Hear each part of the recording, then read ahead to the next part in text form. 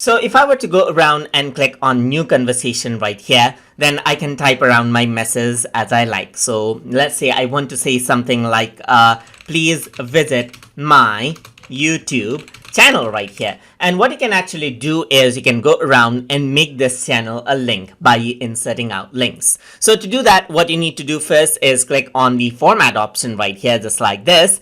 And to turn it into a link, you can go around, select out the text that you want to turn out as a channel, and then you can go around and click on insert link button right here. So over here you can see that this is the text to display, that is YouTube channel. So I can go around and change this out as well. So I'm just going to go around right here and type in my YouTube address right here. So just like this, let me just go around and type in my YouTube address just like this.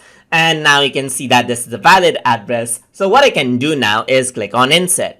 So once I do that, you can see that the channel got underlined right here. You can still format this out according to how you like it. So you can really increase out the size of the, let's say for example, the text right here, and change the color of the text as over here as well. But you know that this is a link because you can hover around over here on this particular text and you see an underline right here.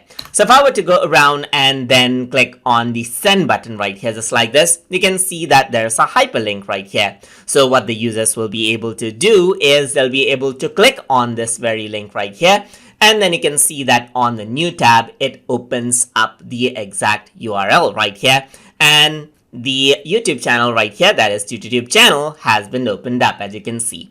And that is how you can insert out links inside of Microsoft Teams messages. So hope you guys learned something as always. And as always, please like, comment, share, and subscribe.